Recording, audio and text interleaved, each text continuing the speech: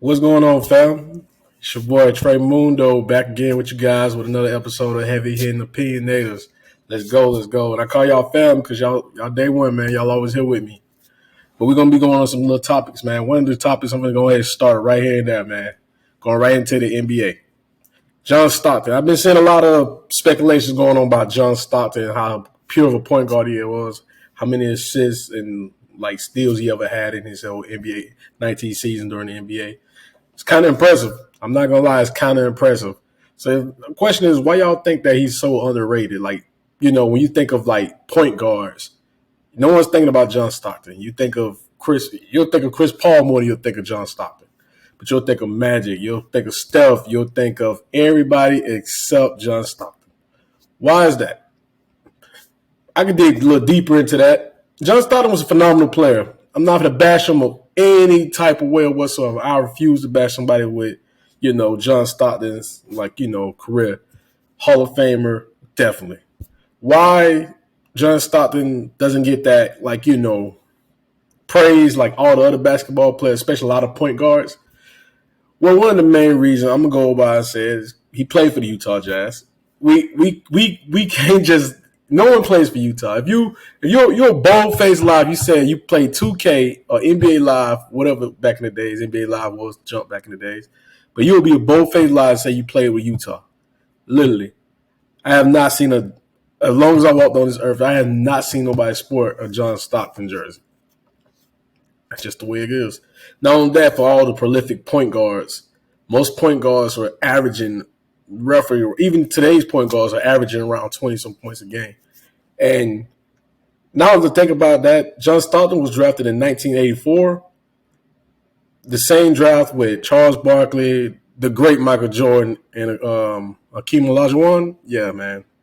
John Stockton he went first overall pick in he went first round pick number 16 for the Utah Jazz. But he didn't start till you got to think he got drafted 1984. He didn't start till 1988. But I mean, the best part, he still made he made the All-Star game.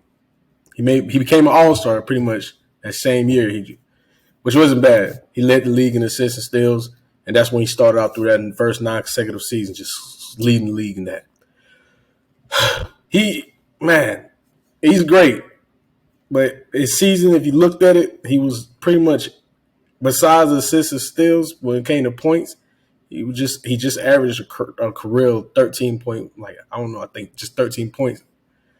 That's all right, but with his assists and steals, though, definitely landed him up there in that route. To be honest with you, he would have had a championship, but you got to go back and forth with one of the greatest players ever, Michael Jordan, in that 97 and 98. It's like it was set up in stone why you couldn't just win the game, man. It was set up in stone. Oh, man, football season is approaching. And the topic I'm going to go into, how y'all questioning why I'm talking about this now. Fantasy football is coming. And I already know the first thing that people do when we got to talk about this. Because I have a few people that I know they're going to do this. Their first pick. Why do you guys always continue to get Christian McCaffrey? Please tell me why. Get in the comments, please let me know. Why do you guys continue to get Christian McCaffrey? What am I missing that y'all just continue to get this guy? Not saying he's a bad player. Carolina's just trash. Now, I'm not going to sugarcoat nothing. Carolina is definitely trash. And what's his name? Baker Mayfield made it no better. So Christian McCaffrey was like that. I think it was a meme when they said it has like a portion of trailer park. That's pretty much Christian McCaffrey. So why you guys continue to draft a guy that's not going to – I'm personally to a point I'm not going to draft no running back in my first round. I'm literally might draft a receiver first round because I need consistency. I need people – these receivers are lasting longer than these running backs during the season. I think last season we watched Derrick Henry get hurt, and that hurt a lot of fantasy draft people.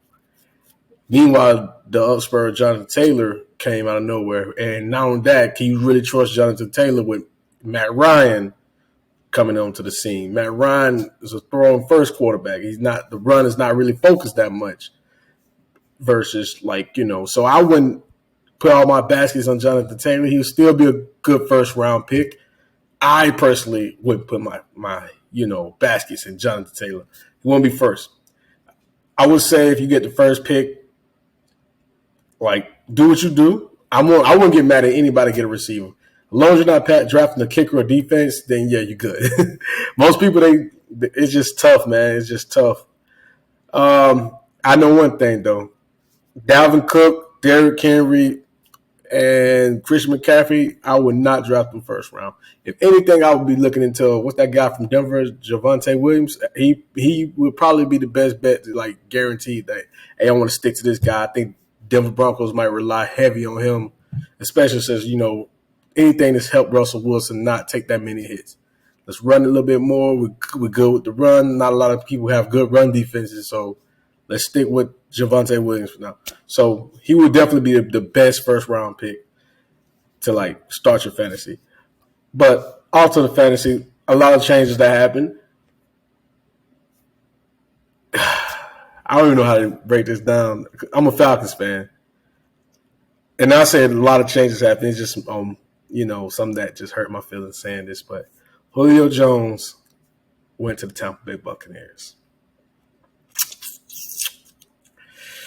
How do you do this? I hate to say this. If Julio Jones even show a glimpse of being Julio Jones himself, the elite wide receiver he was in Atlanta, then we might have some problems. Not just the NFC South. I say the NFC period would have some problems. That would not only land Tampa Bay being the Super Bowl favorites, but man, that would reignite Julio's career most definitely. And now you got to look at this lineup. It's looking kind of crazy with the addition of Kyle Rudolph. You now have Mike Evans. Chris Godwin just got cleared. I don't know if they're going to, I know he got cleared, but you know how the NFL is. Or they're going to, activate him and everything else. Man, it's looking tough, man. Then they have, Russell Gage.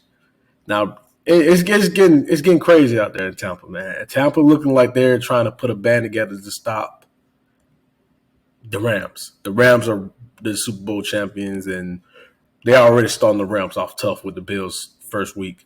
So that I get in the comments too. Also, let me know who you guys got, Rams and Bills. Let me know because your boy be putting a lot of sports bets in for these. But and speaking of that, did you guys know that the Rams are actually not like the underdog in that game? The Bills are actually favored to win that game. Actually, the people got the Bills as favored to win the Super Bowl. I personally think the Bills are overrated. I know a lot of people on the Bills bandwagon, Josh Allen, this and that. That's cool, but I'm not sold on him just yet. I'm not sold on Josh Allen, just like you guys. I know everyone wants to see that happen because Josh Allen has a nice arm. I'm not sold on Josh Allen, just like I'm not sold on Justin Herbert. Justin Herbert's a phenomenal player. I get it. He threw for 5,000 yards last season, which was phenomenal. And then you look back on it, he threw for 5,000 yards in going against the NFC East. Yeah, they're football teams in the day, but it's still the NFC East. I mean, his best game was against the New York Giants, which was literally no competition. Then you go play the Ravens, you get squabbled on that kind of defense. So that's on a different topic or whatsoever. I personally think, though, that the Bills are still overrated. I think they're the most overrated team in the NFL. Them, and I think the Titans as well. I think the Titans are running off that Derrick Henry bandwagon too hard. I don't think Ryan Tannehill should get all these – they got Ryan Tannehill up there in the top 20 quarterbacks. I'm like, that's the same guy that was drafted to Miami Dolphins. If he was that prolific, the Miami Dolphins would have been better than what they used to be. I'm not sold on him because he also had a number one seed. And I do give his coach props. He know the issue, but he hasn't said nothing about it. You know the issue with this. That guy's he's not a pure quarterback. Any guy that started his NFL career when he was in college or high school whatsoever as a wide receiver, and you're gonna have him as a running, come on, get out of here with that, man. I'm not sold on him. I'm not sold on the Bills. It's just a lot of teams I'm not sold on that much. And to be honest with you, if I look at my Super Bowl favorites, man, I'm going to tell y'all like this, man. There's some teams that y'all just don't want y'all to sleep on. The 49ers. Why do everyone continue to sleep on the 49ers? All the 49ers, man, I'm telling you, do not sleep on them. They will beat you. Think about it. Jimmy G did not gunsling with Aaron Rodgers. They beat them they beat them as a team. Special teams stopped. It was crazy. I can't even put it into words. I just know I won $400 that day because I seen the 49ers. And I know the 49ers is the most dangerous team in the playoffs. They could have been in the Super Bowl if the guy did not miss a pass. If he would have caught that interception, we would have a whole different conversation in the Super Bowl. Another team I think that's a big sleeper is the Baltimore Ravens. We also know that the Baltimore Ravens was decimated by injuries. Now they're coming back with full squad, and it's finna get tough in that AFC North. It's finna get tough. What else is another team? I want to say the Dolphins. I'm 50-50 on the Dolphins because it's two of them be able to throw the ball and be healthy at the same time. And if the fact that he's also healthy, he could be like a threat to that whole conference, including Josh Allen, because that defense over there on the Dolphins is kind of tough, man. And then they're hidden. They are hidden. There's a lot of sleepers on there. And then the biggest sleeper in the NFL got to be the Indianapolis Colts. Have you not been looking? The receiving corps, they're not worrying about that. They drafted some players for the receiving corps. But don't forget, Matt Ryan still got Jack Doyle. He has a tight end position. He got Jonathan Taylor. That's why I'm trying to think, like, why is the Colts not even considered to be Super Bowl favorites when the only thing they was missing was a quarterback. Wentz couldn't deliver them to the promised land, but now you got a guy that could probably get you there. He could probably go toe-to-toe in the AFC conference. I don't know all the way to the Super Bowl because there's some heavy hitters up there that can't. The AFC is kind of tougher than the NFC this year. Actually, past few years, the AFC has kind of been tough, but you got some heavy hitters up there. I'm not giving up on Patrick Mahomes. I think Patrick Mahomes can deliver you in the long run, longevity, especially in the playoff because he's been there before. He's not playing with no chip on his shoulder whatsoever. And also, we're going to see if McCall Harmon really can live up to those expectations. Now, if McCall Harmon don't live up to those expectations, then y'all might want to, you know that he can't do it, cut your losses short. You got Juju as well. The Chiefs do look like they can still make some noise.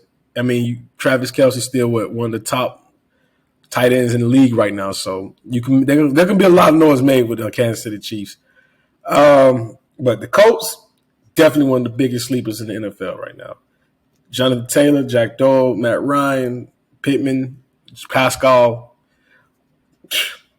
Then defense side, the defense is stacked over there. They're probably going to take over the AFC South. They're going to take over the AFC South for sure. I don't see the Texans losing Deshaun Watson, and I think the Titans just bit off too much they can chew now because it's over with. Somebody need to tell Ryan Tannehill pack his bags up, get ready to go somewhere. Probably be another quarterback added to the Carolina Panthers because they're a shit show down there. I hate to say that word, but they are. So just hope he doesn't go to the 49ers. Speaking of that, is Trey Lance going to start for the 49ers? Or is Jimmy G? They haven't made that decision yet. If they have, I probably missed it. They have not made the decision yet. I personally think you should still start Jimmy G. If Trey Lance was that good, you'd have been starting him already. The fact of the matter is you're not even sold on him. That means you're not. I don't know what it is with the 49ers. They never draft the right quarterback. You have other guys you could have drafted. You had moved all the way up for Trey Lance. And you didn't. How you not get Mac Jones?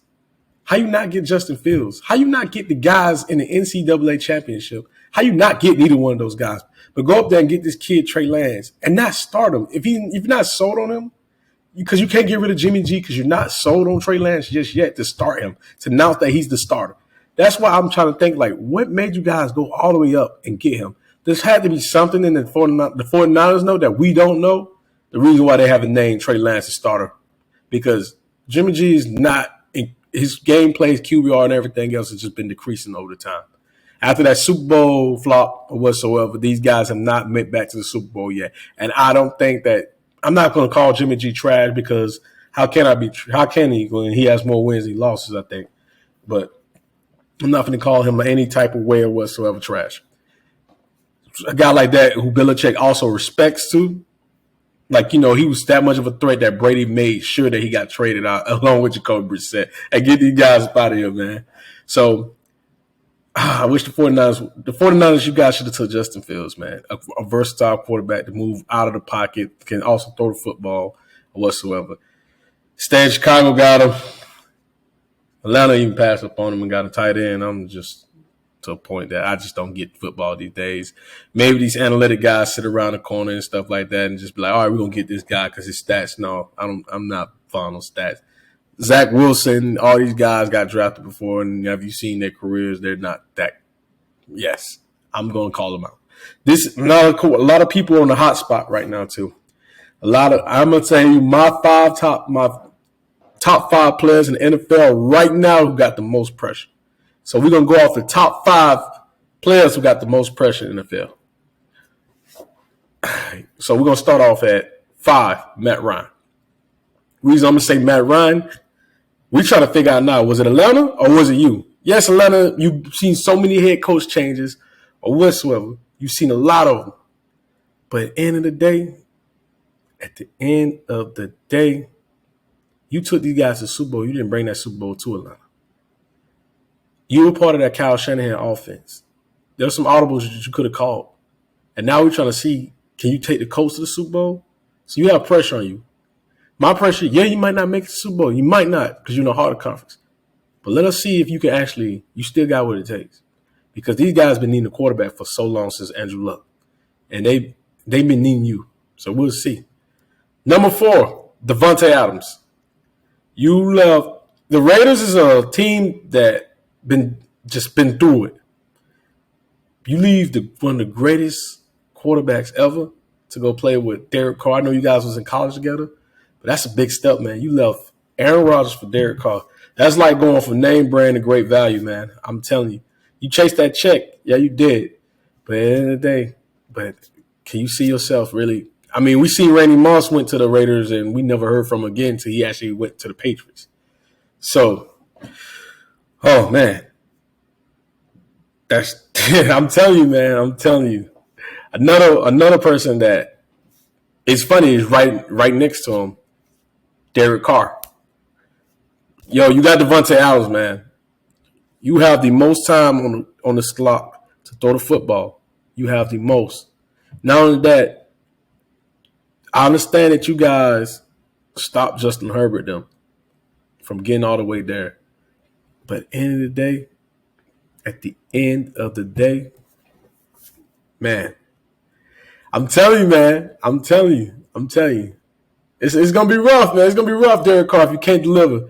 They're depending on you. They're depending on you to make it happen and make those moves. Because if you don't, man, at the end of the day, they're going to pretty much look at you like, what the hell did you do? Yeah. So, Derek Carr, you and Devontae Adams both going to shout on that list. Next person on the list that, I got pressure on. So, who we got? I got Matt Ryan. I got Devontae Adams, Derek Carr. Oh, yeah. Tua Tagovailoa. You are in the hot seat. I didn't want to make you number 1 on the list. You're in the hottest of the hot seat. Miami invested in you. They're trying to make sure that the reason why they did not fire Brian Flores is because they want to make sure that, they're trying to make sure that they had got this right. You got drafted before Justin Herbert. We still sitting here to this fact thinking that Justin Herbert was way better than you. But I'm going to say it like this, man. You got a lot of pressure on you. You got Jalen Waddle, you got Tyreek Hill, you got Mike Gesicki. Bro, you have it all. Your running game might need to step it up, but running game, you have a passing threat. The only benefit of the doubt I give you, and the reason why you're not number 1 on the list, because your conference is tough with Josh Allen there. Just Josh Allen. You just got Josh Allen in your conference. Yeah, you might got Mac Jones and the Patriots. I don't see them making that much noise. You have the most weapons on your squad, your side of the squad, than Mac Jones and Zach Wilson. So, yes, you go on this list. And number 1 on the list, Number one on this list, Jalen Hurts. You have the most pressure in my eyes than any other of these guys on there. Reason why is you have A.J. Brown, you have Devontae Smith, who I believe that you're not using him at his right advantage because he's not reaching his full potential. But hey, that was his rookie season. Look, this is your first season actually starting off in the season. That was good last season. You guys made it to the playoffs. But making it to the playoffs is not going to – you have a team that's set up to have a deep playoff run. Anything less than NFC conference finals, that's a dud. Reason why, you have a squad. You have everything. Man, you have it all. Not only that, unlike Tua, you're in the weakest of the conference. You're in the NFC East. The only threat you got is the Washington Commanders. That's it. The Cowboys, I don't see the Cowboys without Amari Cooper. I don't see them going that far. I don't see the Cowboys defense at least stopping you. You cannot continue to rush the ball. Let your running back rush the ball. You have weapons now. You have to throw the ball. I hope you've been practicing throwing the football more. You actually need to step it up. Because if you don't step it up, you're not going to make that playoff run. And that's right. You might, guess what? You could beat players on your run. And you are not on that, you're in the Philadelphia. Philadelphia fans are the most unforgiving fans ever. So that's just what I'm saying. Those are the 5 people I got that have the most pressure in the NFL right now. Jalen Hurts, number 1. Tua Tagovailoa, number 2. 3, Derek Carr. 4, Devontae Adams. And 5, Matt Ryan. Those are the 5. So, but I ain't going to cut you guys up, man. I appreciate you guys tuning in with me on Heavy Hittin Opinionators. If you guys want to get on, let me know, man. Let me know. I'm down to interact with fans and everything else. I'm down to talk sports. We're down for debate. That's what we do. We debate. I'm not going to be I might be a little biased or whatsoever, but at the same time, I'm not going to be too biased. But let me know, man. All right, you guys, I'm out.